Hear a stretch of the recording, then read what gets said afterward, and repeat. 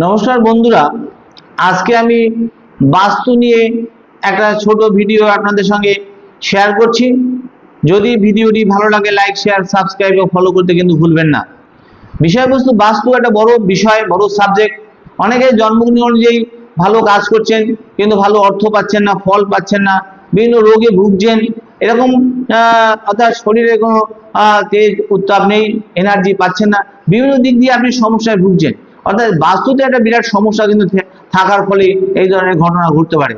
বাস্তুতে অনেক অনেক ভিডিও আছে, আমি অনেক ভিডিও আপনাদের শেয়ার করেছি। আজকে একটা ছোট ভিডিও করছি, পরপর অনেক ভিডিও আপনারা শেয়ার করব। একটা ভিডিওতে পূর্ণাঙ্গ বিচার করা যায় না, বিশ্লেষণ করা যায় না। আজকে ছোট ভিডিও একটা শেয়ার করছি। অর্থাৎ ঘরে এই 5টি জিনিস থাকলে অর্থের ক্ষতি হতে পারে, সেই 5টি জিনিস সম্বন্ধে আপনাদের সঙ্গে শেয়ার করছি। নমস্কার বন্ধুরা, আপনার বাড়িতে কি টাকা আসে কিন্তু বেশি দিন থাকে না? মাসের শুরুতে অর্থ এলো, মাসের শেষে পকেট ফাঁকা হয়ে যায়। বারবার অপ্রয়োজনীয় যে খরচ বা ঋণ বৃদ্ধি অথবা সঞ্চয় করতে সমর্থ হচ্ছেন না বা সমস্যা হচ্ছে। অর্থাৎ বাস্তু মতে ঘরের কিছু জিনিস দেখা যাচ্ছে নেতিবাচক শক্তির প্রতীক বলে মনে করা হয়। তাই আজ আমরা জানবো যে এমন 5টি জিনিস সম্পর্কে যেগুলি বাড়িতে দীর্ঘদিন থাকলে আর্থিক অবস্থার কিন্তু অস্থিরতা বাড়তে পারে অথবা এটা আর্থিক অবস্থা বিনষ্ট হতে পারে, এবং ফলে এই বিশ্বাস আপনাদের রাখতে হবে। ভিডিওটি শেষ পর্যন্ত দেখুন, কারণ শেষের দিকে বিষয়টি অধিকাংশ মানুষ অজান্তেই করে থাকেন। সেগুলো কি এবারে জানুন। প্রথম পয়েন্ট হচ্ছে প্রথম জিনিস হচ্ছে ভাঙা আয়না। বাস্তুশাস্ত্রে আয়নাকে বলা হয় শক্তি প্রতিফলনের প্রতীক ধরা হয়। আর যদি বাড়িতে এই ভাঙা ফাটা অথবা চির ধরা আয়না থাকে তাহলে সেটি নেতিবাচক পরিবেশ তৈরি করতে পারে বলে মনে করা হয়। অনেকেই বছরের পর বছর ভাঙা ড্রেসিং টেবিলের আয়না ব্যবহার করেন। বাস্তবতে এতে একটি মানসিক চাপ বাড়ে, পারিবারিক অশান্তি বাড়ে এবং অর্থনৈতিক অস্থিরতার প্রতীক হিসাবে কিন্তু এটা ধরে নেওয়া যেতে পারে। করণীয় তাহলে কি? করণীয় হচ্ছে ভাঙা আয়না দ্রুত সরিয়ে ফেলুন, অথবা পরিষ্কার অক্ষত আয়না ব্যবহার করুন। আর দ্বিতীয় পয়েন্ট হচ্ছে যা নষ্ট ঘড়ি। নষ্ট ঘড়ি অর্থাৎ ঘড়ি সময়ের প্রতীক, ঘড়ি হচ্ছে সময়ের প্রতীক। তাহলে বাস্তুমতে বন্ধ ঘড়ি জীবনের অগ্রগতিকে অনেক থামিয়ে দেওয়ার একটা প্রতীক হিসাবে ধরা যেতে পারে। যদি বাড়িতে বহুদিন ধরে বন্ধ ঘড়ি পড়ে থাকে তাহলে তার মধ্যে স্থিরতা অর্থাৎ তার মধ্যে চলার গতি, তার জীবনে অগ্রগতি, অর্থের উন্নতি, সেগুলো সব বহুন বাধায় আসবে, অর্থাৎ তার নেগেটিভ ফল তার মধ্যে পড়বে। এটা আমরা বিশ্বাস করে থাকি। করণীয় তাহলে কি? করণীয় হচ্ছে ঘড়ি চালু রাখুন অথবা সরিয়ে ফেলুন। ব্যাটারি খারাপ হলে ব্যাটারি পাল্টে ফেলুন, বেশি দিন ঘরে বন্ধ ঘড়ি রাখবেন না। তৃতীয় পয়েন্ট হচ্ছে শুকনো বা মৃত গাছ। শুকনো বা মৃত গাছ, গাছপালা জীবনী শক্তির কিন্তু প্রতীক। শুকনো টব অর্থাৎ দেখা যাচ্ছে মরা গাছ বা দীর্ঘদিন যত্নহীন গাছ বাড়িতে থাকলে তার নেতিবাচকের প্রতীক হিসাবে আমরা ধরে থাকি জ্যোতিষীরা।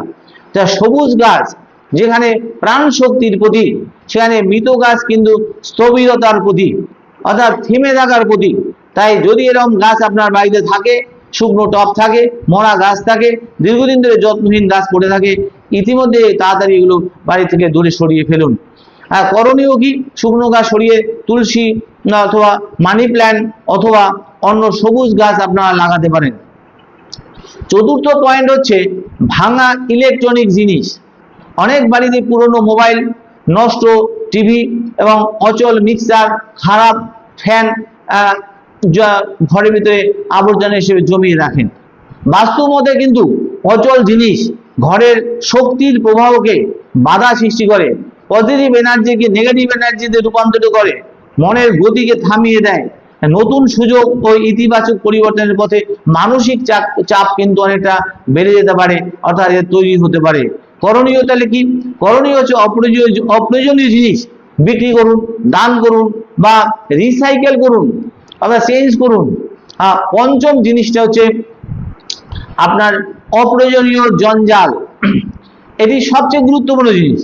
পুরনো খবরের কাগজ অনেক সময় ঘরে লাট দিয়ে জমি রাখছেন, ধুলোবালি পড়ে রয়েছে, ওখানে মাকড়সা জমে রয়েছে, এটা রাহুর একটা প্রভাব বৃদ্ধি পাবে। এবং ভাঙা আসবাবপত্র, ব্যবহারহীন যে কাপড় চোপড় আবর্জনা ঘরে একটা জায়গায় ভারী করে অগোছল ভাবে আপনারা জড়ো করে রেখে দেবেন। এখানে কিন্তু প্রচুর ধুলোবালি জমবে, এখানে কিন্তু প্রচুর দেখা যাচ্ছে মাকড়সার জাল সৃষ্টি হতে পারে। এগুলো কিন্তু রাহু প্রভাব করবে। রাহু বলে সব ফ্যামিলির ঝামেলা ঝঞ্ঝাট অশান্তির একটা কারক গ্রহ, তাহলে ফ্যামিলির অশান্তি কারক গ্রহ আসবে, ঝামেলা ঝঞ্ঝাট অর্থাৎ নেগেটিভ এনার্জি বাড়িতে ভরে যাবে, আর সম্পর্কের মধ্যে একটা চির ধরবে সেখানে। তাই বলছি এর করণীয় কি? কারণ প্রতি মাসে একদিন জঞ্জাল পরিষ্কার করুন, অর্থাৎ জঞ্জাল দিবস মুক্ত দিবসে আমরা মনে মধ্যে ধরে নিন যে এই দিন আমি জঞ্জাল দিবস পালন করবো। ওই দিন সব জঞ্জাল বাড়ি থেকে বের করে বাইরে ফেলে দেবেন, দেখবেন মনের মধ্যে পজিটিভ এনার্জি তৈরি হয়ে যাবে। অর্থাৎ আপনার মধ্যে উন্নতি করার মানসিকতা, আপনার মনের মধ্যে নেগেটিভ এনার্জি সব কিন্তু দূর হয়ে যাবে। অতিরিক্ত টিপস কিন্তু আমি কিছু বলে দিচ্ছি আপনাদের, মনে রাখুন। সকালবেলা জানলা দরজা খুলে দেবেন, সূর্যের আলো ঘরে যাতে ঢুকতে পারে সেই ব্যবস্থা করুন। আর উত্তর পূর্ব দিকে পরিষ্কার রাখুন, উত্তর দিক আর পূর্ব দিক। আর ঠাকুর ঘর পরিষ্কার পরিচ্ছন্ন রাখুন। আর ঠাকুর ঘরে কিন্তু ওই ফুলগুলো, পচা ফুলগুলো জড়িয়ে এক জায়গায় রাখবেন না, সেটা কিন্তু নেগেটিভ এনার্জি তৈরি হবে। তাই ফুলগুলো সরিয়ে ফেলুন, রেগুলারের ফুল রেগুলার আপনারা সরিয়ে ফেলবেন। তাই বাড়িতে সুগন্ধি পরিবেশ বজায় রাখুন, দেখবেন বাস্তুর ক্ষেত্রে অনেকটা পজিটিভ এনার্জি নিয়ে আসবে, নেগেটিভ এনার্জি কিন্তু দূর হয়ে যাবে। তা অনেক মানুষ বাড়ি পরিষ্কার গুছিয়ে রাখার পর মানসিক স্বস্তি পান, কর্মে মনোযোগ বৃদ্ধির অভিজ্ঞতা কিন্তু শেয়ার করুন। যদি বাস্তু বিশ্বাসে, বাস্তু নিয়ে যে আপনারা বিষয় নিয়ে আলোচনা করেন, তাহলে তবে পরিষ্কার রাখুন, তাহলে ঘর জল পরিষ্কার রাখুন, শৃঙ্খলা বজায় রাখুন, এবং ইতিবাচক প্রভাব কিন্তু আপনাদের আসবে, এটা অস্বীকার করা যায় না। তো শেষে আমি বলছি বন্ধুরা, আজ আমরা জানলাম কি যে একটা জিনিস সম্পর্কে সুন্দরভাবে জানলাম যে অর্থনৈতিক স্থিতি কিভাবে আসে, ইতিবাচক পরিবেশ কিভাবে আসে, ঘরের নেগেটিভ এনার্জি কিভাবে দূর হয়, পরিবেশের ক্ষেত্রে বাধা সৃষ্টি আছে, যে রোগ ঠোক আসে বাড়িতে, এই রোগগুলো কিভাবে দূর হয়, তার জন্য আমরা 5টা টিপস দিলাম। এবং পরবর্তী ভিডিওতে আমি আরো পর ভিডিও কিন্তু বাস্তু সম্বন্ধে দেবো, আপনারা আমাদের সঙ্গে থাকুন। আপনাদের এই লিঙ্কটি বন্ধু বান্ধব বা পরিবারের মধ্যে শেয়ার করুন, পরবর্তী ভিডিওতে জন্য অপেক্ষা করুন। ভালো থাকবেন, সুস্থ থাকবেন, এই বলে আমি শেষ করলাম। নমস্কার।